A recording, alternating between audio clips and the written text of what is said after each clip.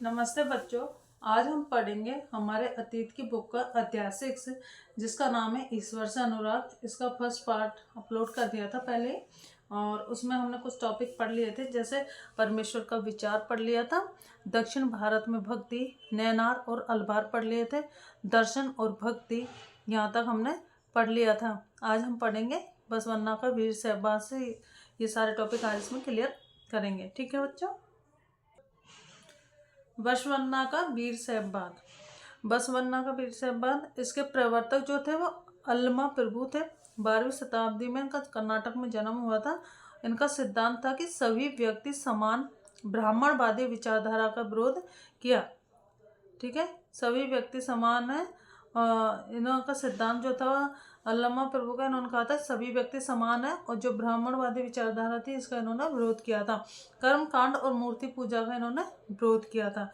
महाराष्ट्र के संत 13वीं से 17वीं शताब्दी तक महाराष्ट्र में अनेक संत कवि हुए जिनके सरल मराठी भाषा में लिखे गए गीत जनमानस को प्रभावित करते हैं। ठीक है, तो महाराष्ट्र में 13वीं से 17वीं शताब्दी तक बहुत सारे संत हुए थे जिन्होंने बहुत सारे मराठी भाषा में गीत लिखे थे जो लोगों को प्रभावित करते थे। इनमें कुछ महत्वपूर्ण संत हुए हैं जैसे ज्ञानेश्वर, नामदेव, एकनाथ, तुकाराम तथा सखुबाई जैसी स्त्रियां तथा चोखा मेला का परिवार जो अस्पृश्य समझी जाने वाली महार जाति का था। ठीक है, चोखा मेला का जो परिवार था वो अस्पृश्य समझे जाने वाली महार जाति का था। ठीक है बच्चों, तो ये संत जो है इनके नाम पेपर में पूछे जाते हैं, बहुत इंपॉर्टेंट है, याद रखना। तो महाराष्ट्र के जो संत है ना, ज्ञानेश्वर, नामदेव, एकनाथ, तुकाराम, ये सबको याद होने चाहिए बेटा। इनके अनुसार भक्ति का अर्थ है कर्म कांड विरोध, सामाजिक अंतर या विषमता विरोध, संन्यास का विचार त्याग कर व्यक्तियों की सेवा करे। पंढरपुर महाराष्ट्र में भक्ति परंपरा का एक महत्वपूर्ण केंद्र था। अब हम पढ़ेंगे नरसिंह मेहता कौन थे। नरसिंह मेहता सुप्रसिद्ध गुजराती संत थे। इनका जो भजन था जो नरसिंह मेहता ने लिखा था ये था, वैष्णव जन तो तेने कहिए पीर पराई जाने रे। जो भजन है ये महात्मा गांधी जी का प्रिय भजन था। अब हम पढ़ेंगे नाथपंथी सिद्ध और योगी। जो नाथपंथी सिद्ध योगी थे इन्होंने संसार का परित्याग करो ये कहा था। सत्य का चिंतन मनन करना चाहिए जिससे हमें मोक्ष की प्राप्ति होती है। योगासन प्राणायाम करना चाहिए, तन मन को कठोर प्रशिक्षण देने की आवश्यकता है। ठीक है, तो इन्होंने कहा था कि हमें संसार का परित्याग करना चाहिए, सत्य का चिंतन मनन करना चाहिए जिससे हमें मोक्ष मिले, योगासन करने चाहिए, प्राणायाम करने चाहिए, हमारे तन मन को हमें कठोर प्रशिक्षण देने की आवश्यकता है।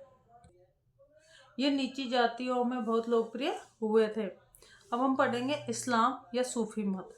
देखो, सूफी मुसलमान रहस्यवादी थे, धार्मिक आडंबरों का विरोध करते थे, ईश्वर से प्रेम करते थे, सभी मनुष्यों के प्रति दयाभाव रखते थे, मूर्ति पूजा को अस्वीकार करते थे, एकेश्वरवाद के प्रति पूर्ण समर्पण था। मुस्लिम विद्वान जिन्हें उलेमा कहते हैं, तो मुस्लिम विद्वान ने शरीयत नाम से एक धार्मिक कानून बनाया। सूफी संत अपने खानकाहों में विशेष बैठकों का आयोजन करते थे जहाँ पर सभी प्रकार के भक्तगण शामिल होते थे। ऐसा माना जाता था ये सूफी संत हैं इनके पास कुछ दिव्य चमत्कारी शक्तियाँ थी। ठीक है, अब हम पढ़ेंगे उत्तर भारत में धार्मिक बदलाव। 13वीं सदी के बाद उत्तर भारत में भक्ति आंदोलन की एक नई लहर आई। कबीर और बाबा गुरु नानक जैसे संतों ने आडंबरपूर्ण रूढ़िवादी धर्मों को अस्वीकार कर दिया। तुलसीदास और सूरदास जैसे संतों ने उस समय विद्वान विश्वासों तथा पद्धतियों को स्वीकार किया और सबकी पहुंच में लाने का प्रयत्न किया। तुलसीदास जी ने ईश्वर को राम के रूप में स्वीकार किया है और इन्होंने रामचरितमानस की रचना की थी। रामचरितमानस जो है अवधी भाषा में लिखा गया है जो पूर्वी उत्तर प्रदेश की बोली है। ठीक है बेटा, ये इंपॉर्टेंट है, पूछा जाता है। यह रामचरितमानस किसने लिखी थी, तो तुलसीदास जी ने। रामचरितमानस की रचना किस भाषा में की गई है, तो अवधी में। सूरदास जी भगवान कृष्ण के भक्त थे। इनकी रचनाएं हैं सूर सागर, सूर सारावली और साहित्य लहरी। देखो ऐसे याद रख सकते हो, इनका नाम क्या है, सूरदास, से से स्टार्ट हो रहा है और इनकी रचनाएं भी सारी से स्टार्ट हो रही है, जैसे सूर सागर, सूर सारावली, साहित्य लहरी। तो ये पेपर में पूछे जाते हैं बेटा, याद रखना। शंकर देव ये असम में हुए थे 15वीं शताब्दी में। ये विष्णु के भक्त थे और असमिया भाषा में कविता में नाटक लिखे हैं इन्होंने। एक नामघर नाम से कविता पाठ लिखा है, जिसे प्रार्थना गृह भी कहते हैं। अन्य संत हैं इनमें दादू दयाल, रविदास, मीराबाई। मीराबाई मीराबाई राजपूत राजकुमारी थी। इनका विवाह मेवाड़ के राजघराने में 16वीं शताब्दी में हुआ था। इनके मीराबाई के गुरुजी जो थे उनका नाम रविदास था, जो अस्पृश्य जाति का था, यानी नीची जाति का था। तो मीराबाई के गुरु का नाम पूछा जाता है रविदास। ये कृष्ण की अनन्य भक्त थी मीराबाई। इनके गीतों ने उच्च जाति के रीति रिवाजों नियमों को खुली चुनौती दी थी। इनके गीत राजस्थान में गुजरात में लोकप्रिय हुए हैं। तो मीराबाई के जो गीत है वो राजस्थान और गुजरात में लोकप्रिय हुए हैं।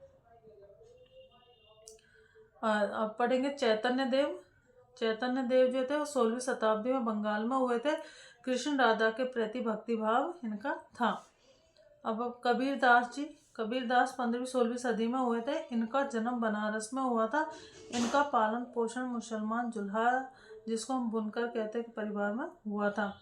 गुरु ग्रंथ साहब पंचवाणी बीजक में इनकी रचनाएं संकलित हैं। कबीरदास जी की जो रचनाएं हैं वो गुरु ग्रंथ साहब पंचवाणी बीजक में है। काव्य की इनकी भाषा हिंदी थी, जो जन सामान्य लोग आसानी से समझ सके, अधिक से अधिक लोग इसको समझ सके, इसलिए इनका आपकी भाषा क्या थी? हिंदी। इन्होंने हिंदू व इस्लाम दोनों की बाह्य आडंबरपूर्ण पूजा के सभी रूपों का मजाक उड़ाया है। कबीर निराकार परमेश्वर में विश्वास रखते थे। ठीक है, निराकार परमेश्वर यानी कोई मूर्ति पूजा में विश्वास नहीं रखते थे। हिंदू व मुस्लिम दोनों ही इनके अनुयायी थे। ठीक है, जो कबीरदास जी थे इनके अनुयायी हिंदू और मुस्लिम दोनों ही थे। अब हम पढ़ेंगे बाबा गुरु नानक। बाबा गुरु नानक का जन्म 1469 में हुआ था। ठीक है, और 1539 में इनकी मृत्यु हुई थी। और इनका जन्म तलवंडी पाकिस्तान में ननकाना साहब में हुआ था, जो तलवंडी वर्तमान पाकिस्तान में पड़ता है। ठीक है, वहाँ पर हुआ था। लंगर व्यवस्था जो है, लंगर प्रथा की शुरुआत बाबा गुरु नानक के द्वारा ही की गई थी। धर्मशाल क्या था? धर्मशाल बाबा गुरु नानक ने उपासना और धार्मिक कार्यों के लिए जो जगह नियुक्त की थी उसे क्या बोलते हैं? धर्मशाल। आज इसे गुरुद्वारा कहा जाता है। ठीक है, जो हम गुरुद्वारा कहते हैं उसको क्या नाम था पहले? धर्मशाल। उत्तराधिकारी इनका लहणा था, जिसका नाम अंगद भी है। इन्होंने गुरु नानक की रचनाओं को संग्रह किया था। इनकी एक लिपि थी गुरुमुखी, इसमें इनको लिखा गया है। गुरु अंगद के 3 उत्तराधिकारियों ने भी अपनी रचनाएं नानक के नाम से लिखी है, और इन सभी का संग्रह 1604 में गुरु अर्जुन देव ने किया था। आज इस संग्रह को सिखों के पवित्र ग्रंथ गुरु ग्रंथ साहब के रूप में जाना जाता है। 17वीं शताब्दी में गुरुद्वारा हरमंदिर साहब, जिसे हम आज स्वर्ण मंदिर कहते हैं, के आसपास रामदासपुर शहर, जो आज अमृतसर है, विकसित होने लगा था। तो 17वीं शताब्दी के शुरू में ही जो गुरुद्वारा हरमंदिर साहब, जो स्वर्ण मंदिर है, और जो रामदासपुर शहर अमृतसर जो था, विकसित होने लगा था। तो ये पुराने नाम देकर पूछा जा सकता है कि हरमंदिर साहब किसे कहते थे, तो स्वर्ण मंदिर का ही दूसरा नाम हरमंदिर साहब है। और अमृतसर जो है वर्तमान का, इसका पहले नाम रामदासपुर शहर था। ठीक है, 1606 ईस्वी में गुरु अर्जुन देव ने को जो है वो जहांगीर के द्वारा मृत्युदंड दे दिया गया था। 1699 में गुरु गोविंद सिंह ने खालसा संस्था की या खालसा पंथ की स्थापना की थी, जिसे खालसा पंथ कहते हैं। ठीक है, तो ये बेटा ये क्वेश्चन पेपर में बहुत पूछा जाता है कि खालसा पंथ की स्थापना कब की थी या किसके द्वारा की गई थी। तो खालसा पंथ की स्थापना गुरु गोविंद सिंह के द्वारा 1699 में 1699 में की गई थी। गुरु नानक के उपदेश के सार को व्यक्त करने के लिए 3 शब्द बताए गए हैं। पहला है नाम, दूसरा है दान, और तीसरा है स्नान। नाम यानी सही उपासना करना, दान दूसरों का भला करना, स्नान आचार विचार की पवित्रता। आज उनके उपदेशों को नाम, कीर्त और बंड कहा जाता है।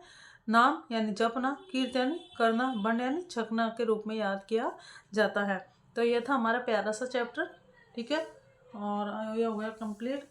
तो बच्चों वीडियो को लाइक करना, चैनल को सब्सक्राइब करना, शेयर करना, और दोस्तों के साथ शेयर करना, कमेंट करना, धन्यवाद बच्चों।